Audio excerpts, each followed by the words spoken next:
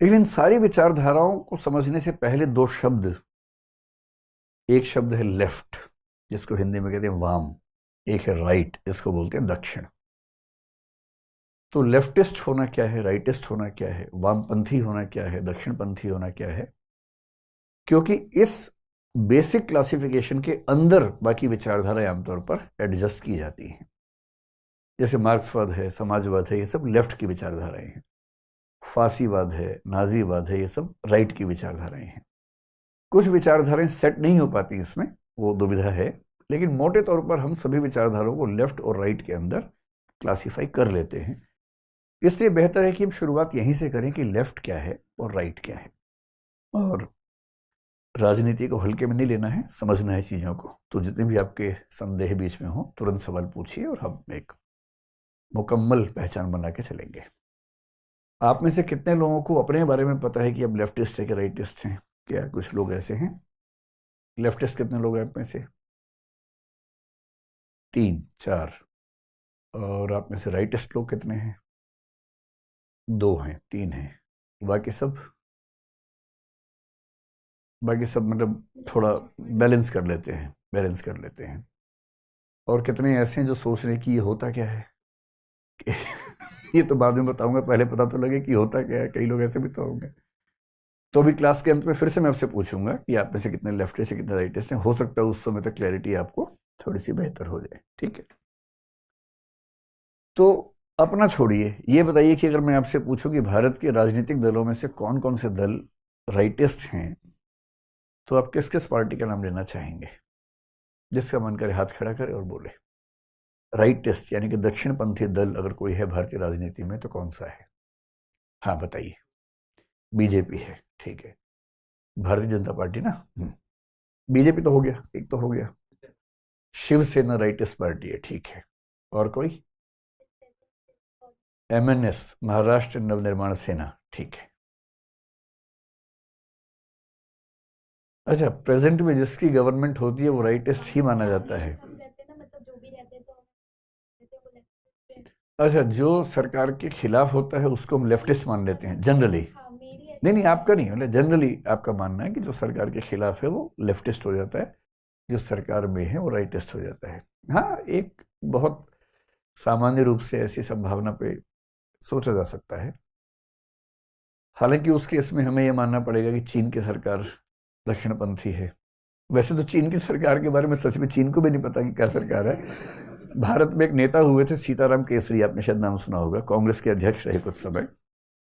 उन्होंने चीन को आप पता ना चाइनीज कम्युनिस्ट पार्टी कहते हैं कि चाइना एक कम्युनिस्ट कंट्री, ऐसा कई लोग मानते हैं। चाइना भी मानता है, क्लेम भी करता है। तो एक बार सीताराम केसरी ने एक इंटरव्यू में बड़ी अच्छी बात कही। उन्होंने कहा कि चीन की कम्युनिस्ट सरकार जो है ना वो डीटीसी की बस जैसी है। डीटीसी समझते हैं आप लोग? Delhi transport corporation.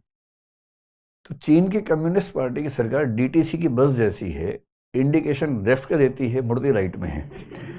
तो पता नहीं चलता कि वो सच में वामपंथी हैं कि दक्षिणपंथी हैं, लेकिन वो क्लेम करते हैं कि वो वामपंथी यानी कि लेफ्टिस्ट हैं, ऐसा उनके बारे में कहते हैं। चलिए, तो राइट में आपने कुछ पार्टियां बता दी, बीजेपी और शिवसेना और महाराष्ट्र नवनिर्माण सेना। और कोई पार्टी में ध्यान नहीं आ रही? अच्छा, लेफ्ट का बताइए, लेफ्ट में कौन सी पार्टीज हैं? कांग्रेस लेफ्ट में है, और CPI, TMC, ठीक है, TMC को भी लेफ्ट में रख लीजिए। और मतलब जो जो मोदी के खिलाफ हैं वो सब लेफ्ट वाले हैं बेसिकली, और जो जो उनके समर्थन में वो सब राइट वाले हैं। तो फिर नीतीश कुमार कहाँ हैं? वो मतलब राइट में से लेफ्ट में चले गए, ऐसा लग रहा है। ठीक है, चलिए शुरू करते हैं, इसके पीछे की क्या कहानी है। देखिए, अगर हिस्टोरिकली इस चीज को देखें, हिस्टोरिकली तो मामला बहुत ही आसान सा है। और आसान सा ये मामला है कि 1789 में जब फ्रेंच रिवॉल्यूशन का दौर चल रहा था, आपने सुना है फ्रांस में क्रांति हुई थी, जिसको इतिहास में बहुत महत्व मिलता है। उस फ्रेंच रिवॉल्यूशन में घटना घटी, बहुत छोटी सी घटना है, और बात सिर्फ उतनी सी थी जहां से ये बात शुरू हुई। लेकिन जब बात शुरू हो गई तो उसके बाद बात बहुत आगे बढ़ गई। बात ये थी कि नेशनल असेंबली की बैठक चल रही थी, और नेशनल असेंबली की बैठक में जो बीच में थे वो तो जो चेयरपर्सन थे, प्रेसिडेंट थे, या आप किंग मान लीजिए, वो थे। उस समय फ्रांस में माहौल ऐसा था कि उनके समर्थन और विरोध में तलवारें खिंची हुई थी। जब ऐसा माहौल होता तो जो एक तरफ के लोग हैं चाहते कि एक साथ में बैठें, गुटबाजी जो चरम पे होती है, घर तक में ऐसा होता है, परिवार तक में ऐसा होता है, तो वहां भी ऐसा होता था। तो राजा के दाईं तरफ वो सब लोग बैठे। मैं राजा की तरफ से देखूं तो इसको दायां, हम इधर से देखते हैं ना, इसको दायां मान लीजिए, राइट मान लीजिए, इसको लेफ्ट मान लीजिए। राजा के राइट साइड में वो सब लोग बैठे जो राजा के समर्थक थे, सपोर्टर्स थे। वो राजतंत्र के समर्थक थे। उनका मानना था कि ये जो मोनार्की है, राज सत्ता है, बनी रहे। लेफ्ट में वो सब लोग बैठे जो उस समय राजा के या राजतंत्र के विरोधी थे, और इनका मानना था कि अब राजतंत्र खत्म हो जाना चाहिए, अब रिपब्लिक सिस्टम, रिपब्लिकन सिस्टम यानी कि लोकतंत्र का सिस्टम शुरू होना चाहिए।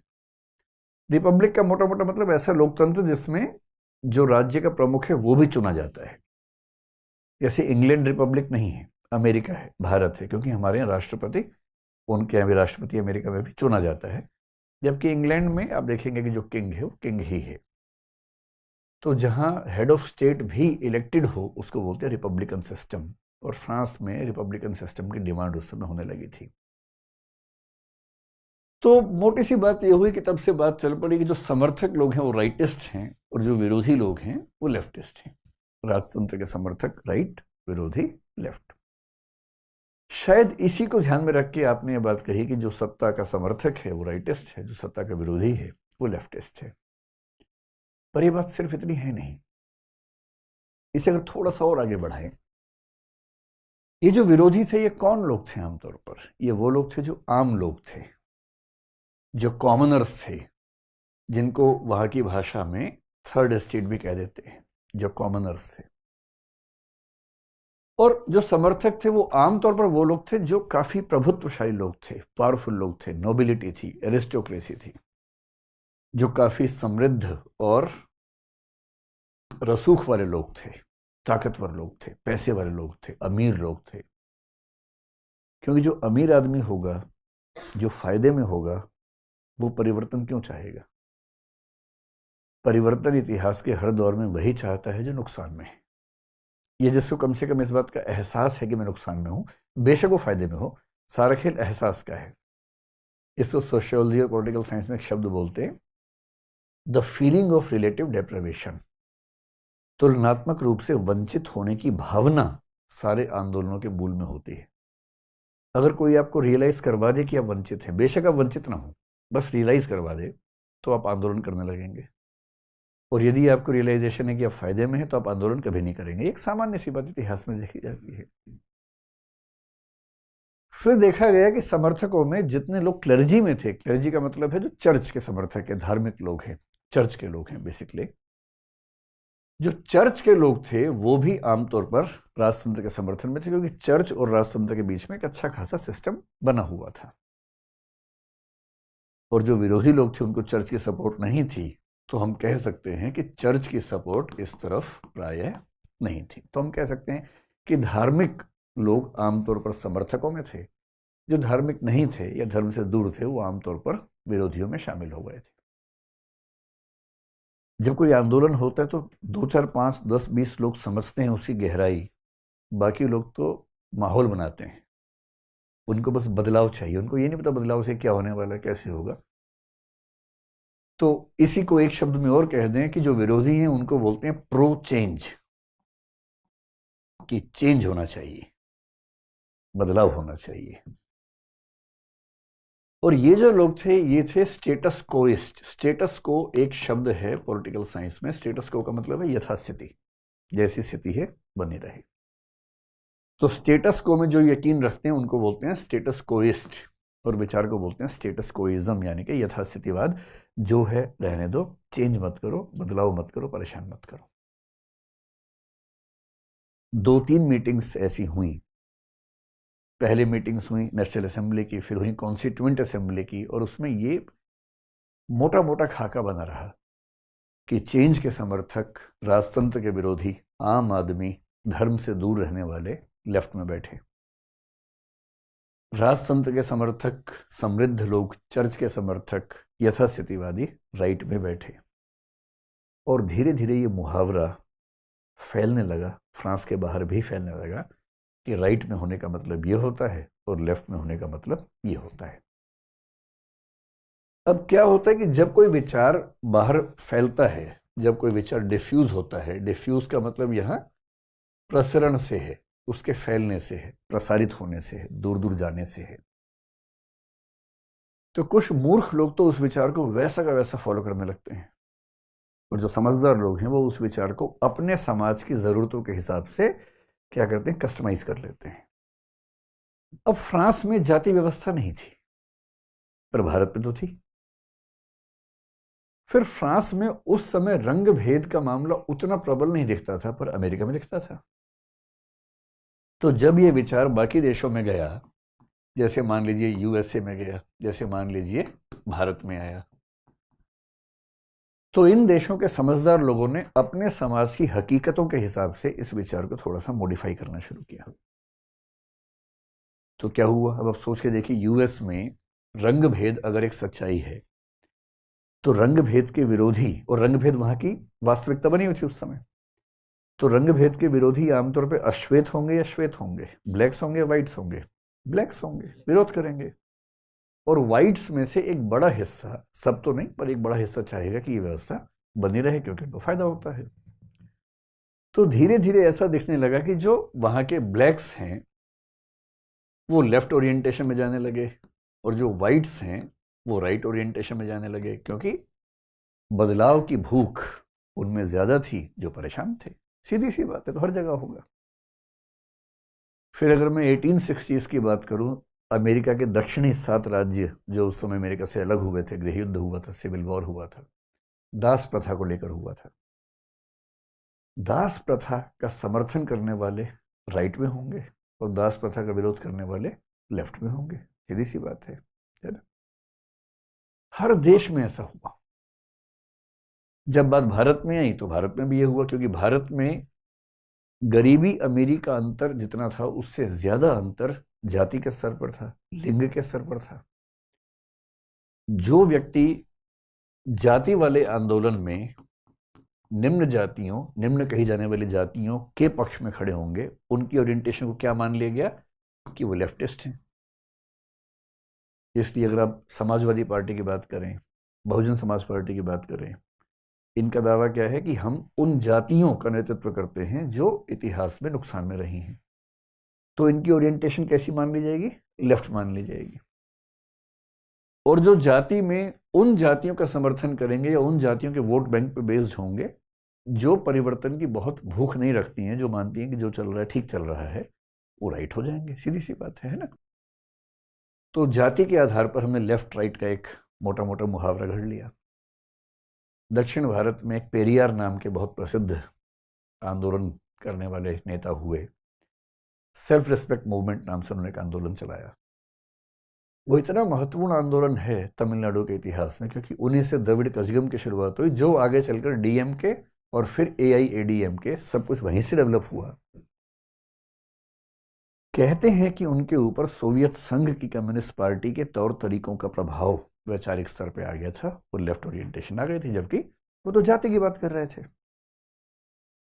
फिर महाराष्ट्र में जाति विरुद्ध आंदोलन हुए, बहुत सारे हुए, ज्योतिबा फुले ने भी किया।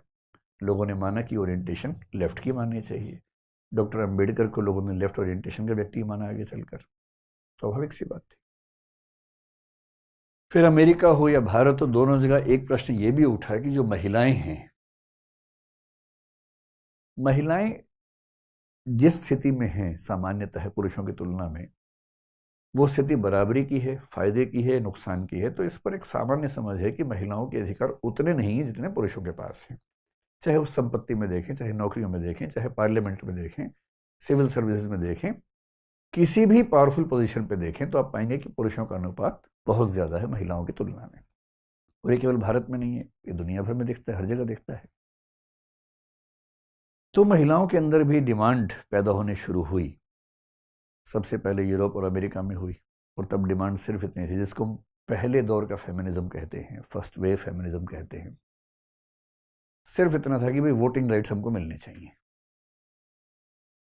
तो सफरेजिस्ट उस मूवमेंट को बोला गया। जब फेमिनिज्म पढ़ेंगे तो इसी कहानी समझेंगे पूरी।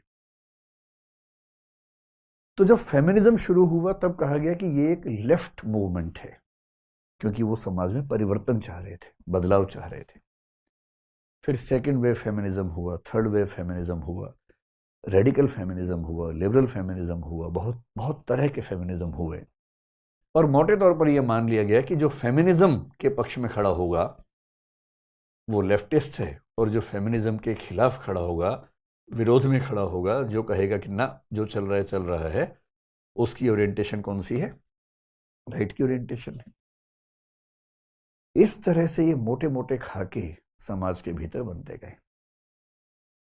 अब फेमिनिस्ट होना अगर लेफ्टिस्ट है तो अगला सवाल भी है, आगे चल के बात आएगी जो थर्ड जेंडर है उससे क्या करें भाई? उनकी स्थिति तो महिलाओं से भी खराब है। अब देखिए बड़ा पेचीदा मामला क्या होता है कि मान लीजिए कि फेमिनिस्ट मूवमेंट चल रहा है और कुछ लोग फेमिनिज्म के पक्ष में खड़े हैं, झंडा उठा रखा है। अचानक आपने उनसे पूछा कि भाई थर्ड जेंडर के पक्ष में आप क्या सोचते हैं, और वो अजीब सा चेहरा बना लें कि क्या गंदी बात करते हो यार तुम, हमारी पुरुष काफी है, क्या थर्ड जेंडर ले आते हो बीच में? अभी अजीब बात है। ये एक दृष्टिकोण से लेफ्टिस्ट हैं क्योंकि बदलाव चाह रहे हैं, लेकिन जो उनसे खराब स्थिति में है उसकी स्थिति न बदले ये भी चाह रहे हैं। एक ही व्यक्ति एक पर्सपेक्टिव से लेफ्टिस्ट हो गया, दूसरे पर्सपेक्टिव से राइटिस्ट हो गया। और जो कहे कि एलजीबीटी या विशेष रूप से थर्ड जेंडर को अपने हक मिलने चाहिए, सम्मान मिलना चाहिए, वो फेमिनिस्ट की तुलना में ज्यादा लेफ्टिस्ट हो गया। और इसलिए जो जो नए प्रश्न समाज में आते हैं, चाहे वो एलजीबीटी का हो, चाहे थर्ड जेंडर वाला प्रश्न हो, इन सब प्रश्नों के पक्ष में खड़े होने वाला व्यक्ति आमतौर पर क्या माना जाएगा?